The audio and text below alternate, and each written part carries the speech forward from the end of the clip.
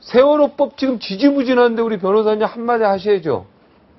이 세월호 자, 사태는 여야가 합의했는데 유가족들이 동의해서 안 됐죠. 뭐 여론조사에 여야가 재협상에서 합의한 것을 지지하는 여론이 아까 대기실에서 보니까 좀 높게 45%. 나오고 네. 뭐 이런 이제 여론조사가 나오는데 지금 이 상태로 가면 이 국론 분열은 더욱 심화되라고 생각합니다. 그래서 어떻게 해결해야 되느냐? 네. 이 사태의 당사자를 한번 검토해 볼 필요가 있어요. 이게 이쪽 축에 세월호 사태의 피해 유가족과 아직 실종자 가족, 통칭해서 피해자 측이 하나 있고, 네. 이쪽에 이 특별법을 만들어서 원인규명, 재발방지, 그 다음에 사법처리 대상자 가려내는 것을 위해서 여야 국회가 있고, 네. 그리고 또 한 단계 위에 대통령이 있다, 대통령이. 네. 그러니까 이 3자가 당사자인데, 그러면 긴밀도를 따져봐야 돼. 피해자 측하고 여야 정당 국회의원하고의 관계가 긴밀한가? 네. 이 문제 해결에 있어서 저는 그렇게 생각합니다. 대통령과 피해자 가족들과의 사이에서 이 문제가 해결돼야 된다. 왜 그러냐? 5월 16일 날 박근혜, 네, 짧게 얘기해. 그럼 지금 박근혜 네, 단식하고 있는 분 빨리 대통령 만나야 되겠네요. 눈물로 사죄를 하면서 모든 것은 제 책임이다. 그래서 세월호에 관한 특별법 제정을 제안한다고 했어요. 박 대통령이. 네. 거기서 진상규명, 사후수석 모든 대책을 거기서 인원하도록 하고 그게 여야 국회와 의원들과 그리고 이 피해자 측하고 이렇게 모여서 그렇게 법을 제정하도록 하는데 내가 앞장서겠다고 얘기했고 그 다음에 2차례 걸쳐서 유가족 대표를 청와대에서도 만나고 현장에서도 만났을 때 언제든지 나를 찾아오라 그랬어요. 언제든지 그중에는 전화번호까지 달라고 한 경우도 있어요. 언제든지 찾아오라. 그리고 이랬단 말이죠. 그럼 김영우 이 지금 단식 중인 김영우 씨는 유가족을 지금 대통령을 만나 뵙겠다고 지난 주말에 만나려고 지팡이 짚고 청와대까지 가는데 네.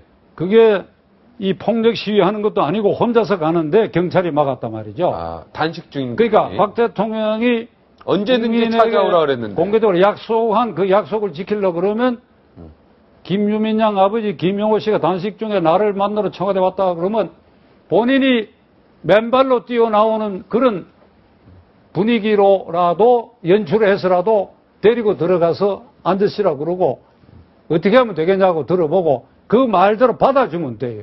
그러니까 처음에 가족대책에서는 기소권과 수사권과 특검까지 다 달라 그러다가 마지막 판에 와서 기소권하고 수사권은 이렇게 자제로 들었거든. 네. 그러니까 그게 자칫 이게 중구난방이 되면 효율을 기하기도 어렵고 배가 산으로 올라갈 위험도 있다. 난 공개적으로 그 얘기를 그러면 했던 사람. 대통령이 빨리 김영우 씨를 지금 만나야 되네요. 빨리 만나야 됩니다. 아니 만나야 됩니까? 만나고 특검 문제 있잖아요. 네. 법에 여야가 무슨 추측권 가지고 쪼잔한 이게 입씨름을 하고 있는데 네.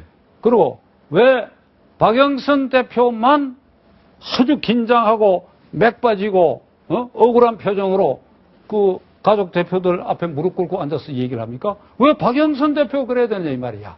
그 자리에 대통령이 있어야지 왜 대통령이 뒤에 숨어 있느냐 이 말이야. 그 어제 민경욱 대변인이 이렇게 얘기합니다. 이거 세월호 참사에 관한 이 특별법에 대해서는 여야 간에 이견이 있고 뭐 제재 협상도 하고 이러는데 이 계제에 청와대가 개입할 여지가 없고 이건 어디까지나 국회가 알아서 해야 할 일이다. 직무유기야, 직무유기. 어떻게 그렇게 말을 할 수 있어? 이미 벌써 앞에서 2번인가 3번의 기자회견을 통해서 언제든지 찾아오면 만나겠다. 다 내 책임이다. 이렇게까지 다 대통령이 말했기 때문에 그 말에 한 약속을 지켜야 된다. 이런 말씀이죠. 그러니까 오늘 오후라도 가족 대표 김유민 양 아버지 지금 병원에 실려가 빨리 안 만나고. 만나도 좋아요, 대통령이. 네. 그냥 한마디로 가족 대표들이 주장하는 특검 문제는 그 추천한 대로 하는 것이 좋겠다고 한마디 해버리면 다 해결이 돼버리는 거예요.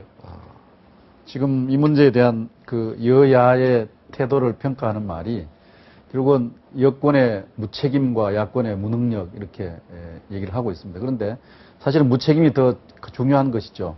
제가 생각하기에는요, 그 협상의 어떤 디테일은 나중 문제라고 생각합니다.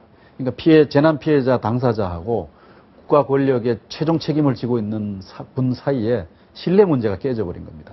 그래서 박 변호사님 말씀 저는 전적으로 공감하는 것이 이 문제 해결의 그 헌장은 뭐냐 하면 5월 16일 대통령 연설입니다. 그 연설의 핵심은 뭐냐? 대통령이 유가족의 이 마음으로 이 문제를 해결하고 봐야 된다. 이렇게 말했습니다. 유가족의 마음이란 것은 유가족 요구를 다 들어주라는 얘기는 아니거든요. 네. 유가족과의 공감과 신뢰를 통해서 뭔가 함께 아파하고 그 속에서 뭔가 해법을 찾고자 하는 그 입장과 태도를 얘기하는 것이란 말이죠. 근데 과연 집권 여당이 지금 그렇게 해왔느냐? 대통령 자신을 포함해서 그게 아니기 때문에 지금 문제인 거예요. 유가족의 마음에서 생각하자는 것이 5월 16일 대통령께서 눈물 흘리면서 하신 그 연설의 핵심입니다. 그 핵심을 출발점으로 해서 해결책을 찾아 나가야 됩니다. 거기에 모든 해결책에 답이 있습니다.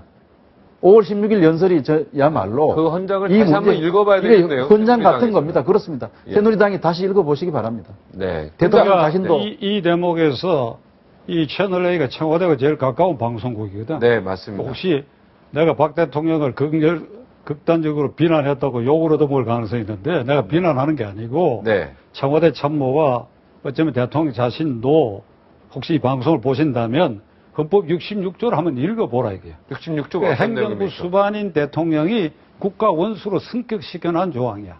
국가 원수는 뭐냐? 헌법 수호의 책임이 있고 국민 통합의 실천자야. 그 실천자가 제가 말씀드렸고 김 교수께서 말씀하신 것처럼 그렇게 약속을 했어.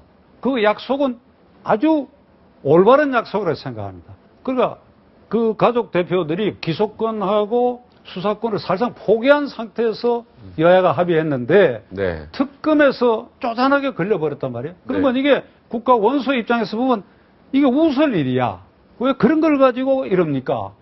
이러면 자기가 행정수반으로서 또 새누리당 1호 당원이니까 그 영향이 있으니까 그게 한마디만 하면 될 거 아니냐 이 말이야. 아까 청와대 그 민경욱 대변인 이야기하신 거를 직무유기라 그랬는데 그럼 직무유기는 누가 한 걸 대통령이 직무유기했다고 얘기하시는 거죠? 아닙니까? 민경욱 대변인이 직무유기했다는 건 박 아니에요. 부장께서 네. 그건 대통령 직무유기다 이렇게 꼭 한번 듣고 싶으세요? 대통령 직무유기지요. 아, 대통령 국가원수로 직무유기지요. 아, 그 분명히 직무유기 이전에 네. 본인이 한 말에 대해서 스스로 생각을 해봐야 돼요. 왜 그러니까 프란치스코 교황이 이번에 오셔가지고 던진 메시지 중에 이 정치권이 가장 이 심각하게 받아들여야 할 메시지가 나는 이것이라 생각합니다. 상대방과 대화를 함에 있어서 내 가슴을 열어놓고 진정성 있게 대화하지 않으면 그건 독백이다.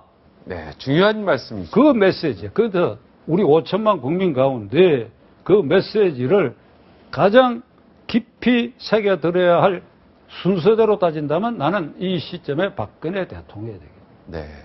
그러니까 박근혜 대통령께서 그 마음으로 돌아간다고 한다면 내가 직무유기 이전에 빨리 만나라. 대통령의 초심으로 유가족 5월 빨리 16일을 만나라. 한 그 말 약속을 한번 지켜봐야겠죠. 그러니까 이게 짜증난다고 생각하는 사람 많아요. 제 주위에. 박 대통령 지지하는 사람들이 그렇게 얘기합니다.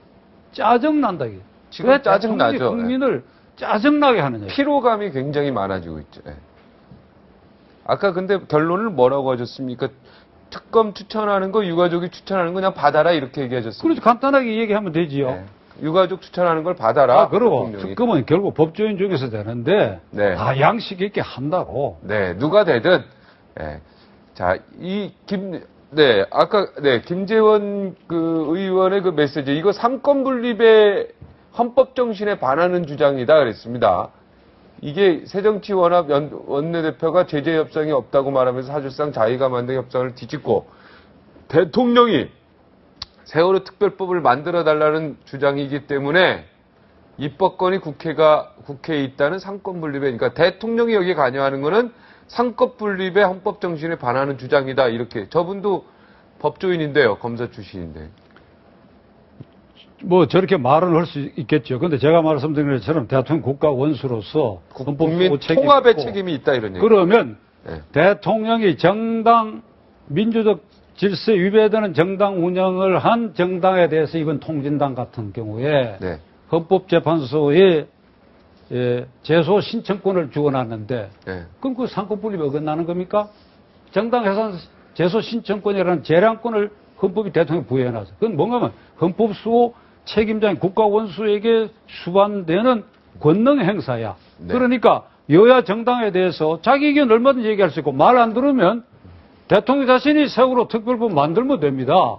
네. 만들어가 대통령 이름으로 국회에 제정안을 제출하면 돼요. 그러니까 김정은 의원은 뭘 하나 착각하고 얘기한 것 같아. 네, 결론, 두 분의 결론을 들어보면 빨리 단식하고 있는 김영우 씨를 빨리 대통령이 면담을 해야 되고요. 왜냐면 벌써 그 대통령이 5월 16일 그 말씀하신 거에 언제든지 찾아와라 내가 만나겠다라고 얘기한 약속이 있기 때문에 그 약속을 지키는 게 순서고, 그 다음에 이 특별법은 수사권 기소권에 비하면 상당히 조그만 거니까 그냥 유가족이 원하는 대로 해라.